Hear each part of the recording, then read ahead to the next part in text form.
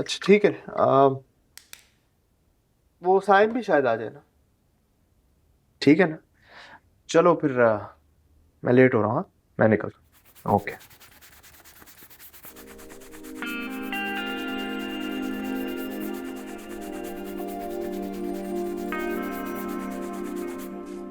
साइम ये ब्रश इन जूतों के लिए नहीं होता वैसे। अच्छा, नहीं काम तो हो गया। हो गया।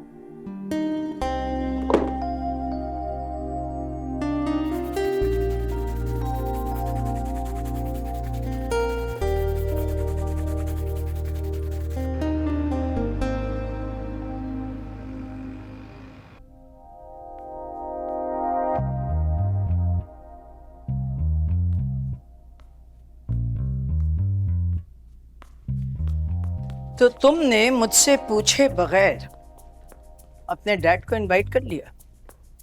हाँ। पूछ सकती हूँ क्यों? क्योंकि मेरा डैड है वो। अपनी शादी पे कैसे भूल सकता हूँ उन्हें। अच्छा, इसी डैड ने अपनी दूसरी शादी के वक्त तुम्हें तो नहीं याद रखा था?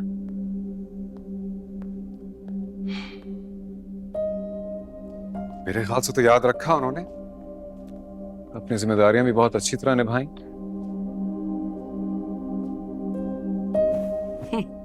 ये सब उन्होंने अपनी बहन का घर बचाने के लिए किया, और उसी बहन की बेटी को तुम मेरी बहू बनाकर ला रहे हो इस घर में। नहीं तो मैं तो आपकी भतीजी को ला रहा हूं। मत भूलो अहमद, उसी भतीजे की माँ ने मेरा घर उजाड़ दिया था, बर्बाद कर दी मेरी जिंदगी। For God's sakes, मॉम, कब तक आप अपनी और डैड की लड़ाई का सारा इल्जाम उमानी जान पर डालती रहेंगी? I mean, I know you don't like to admit, लेकिन गलती आपकी भी थी, इसीलिए नानी जान ने भी ममानी का साथ दिया। सारा की तरह सबको बेवकूफ बना लिया था उन्होंने। मेरी सगी माँ ने, सगे भाई ने कहाँ मेरा साथ दिया? किसी को मेरा दुख नहीं नजर आया।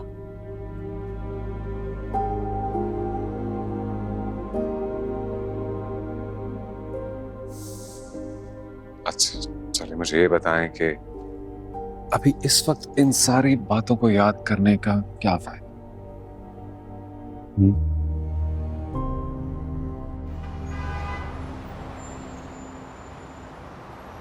तो जैसा कि आप जानते हैं कि आज की ये जो वर्कशॉप है ये इज़ बेसिकली अबाउट कि आपका क्या स्केल होना चाहिए, किस स्केल में आपको गाना चाहिए, किस कि वो उस गाने को जस्टिफाई कर सके, उस गाने की फील को, उस जॉनरा को जस्टिफाई कर सके। तो बहुत इम्पोर्टेंट है एज अ सिंगर कि आपको ये चीज़ पता हो अपने बारे में, कि आपको क्या लग रहा है कि इसके अंदर की बेहतरीन आप परफॉर्म कर सकते हो। तो उसके एक एग्जांपल लेते हैं अभी।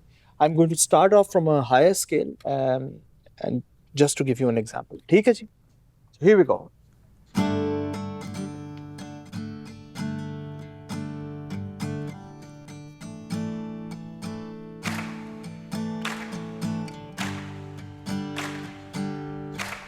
न जाने किस लिए दुनिया की नजरें फिर गई हमसे,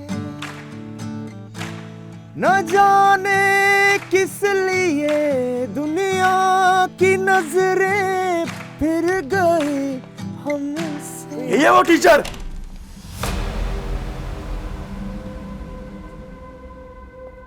अरे अरे अरे, जिसने हमारी कंप्लेन की है, जिस मुंह से इसने कंप्लेन किया मैं वो ही तोड़ दूंगा। अभी ओए!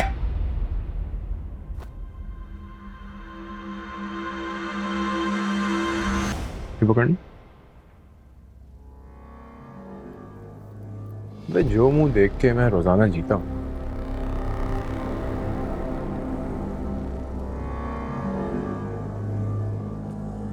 कि वो मुंह भाई साइम, एक सेकंड तोड़ देगा। हाँ तो तू आ जा। आजा। आजा।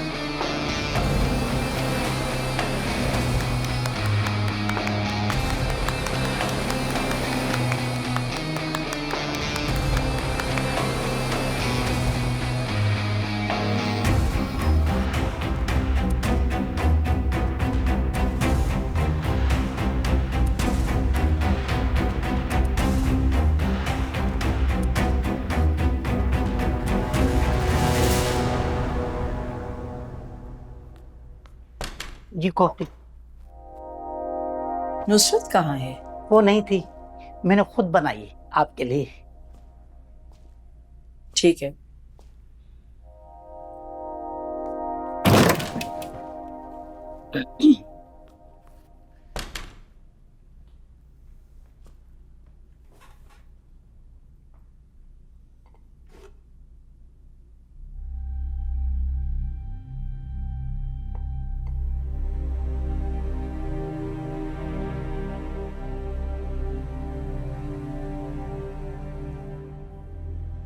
हम आपको आपकी सबसे अच्छी बात बताऊं।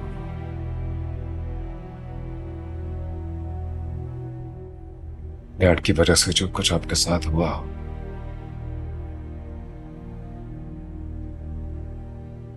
जो कुछ आपने सहा और जिस भी तकलीफ से आप गुजरी, उसका मुझे आपने एहसास तक नहीं होने दिया। हालांकि दूसरी माएं तो शऊरी या लाशऊरी तौर पर औरों का बदला अपने बच्चों से ही ले लेती है, पर आपने ऐसा नहीं होने दिया। And there's no way I can make it up to you for that.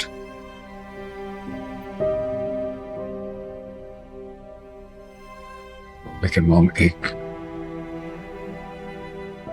एक कमी फिर भी हमेशा रह गई। मैंने एक लम्हे के लिए भी आप सबको एक फैमिली के तौर पर नहीं देखा। You know, happy family.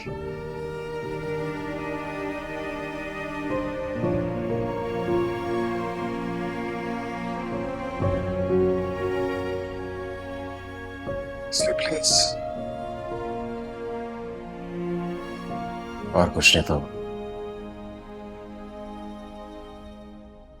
शादी के एल्बम के लिए सही,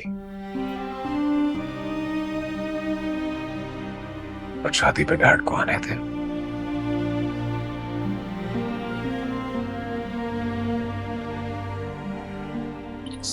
For my sake.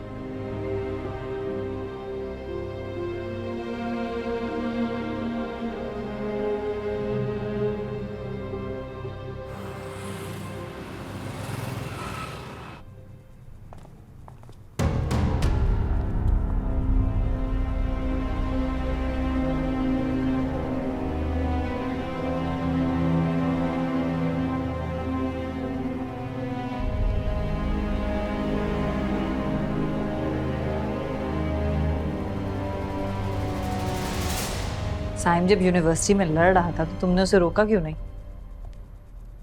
तो जानती हो कि मेरे मामले में वो मेरी बात भी नहीं सुन रहा। खुश नसीब हो कि तुम्हारा भाई तुमसे इतनी मोहब्बत करता है। हाँ, इसमें कोई शक नहीं, वाकई मुझसे बहुत मोहब्बत करता है। वैसे तो और लोग भी तुमसे मोहब्बत करते हैं, लेकिन तुम्हें एहसास ही नहीं होता कि कौन तुम्हारी एक नजर का मुंतजिर है। Ma'am sorry. ये जमानत के पेपर्स हैं, साइन कर दो। तुम उसे घर ले जा सकते हो और उसे कहो कि अपने गुस्से पर कंट्रोल करे। श्योर। कभी वक्त मिले तो घर चक्कर लगाओ, अम्मी तुम्हारा बहुत पूछती हैं। हाँ आऊंगी, लेकिन मेरी एक शर्त है। कैसी शर्त? तुम्हारी लाइब्रेरी में जितनी नई किताबें आई हैं वो सबसे पहले कौन पढ़ेगा? जी।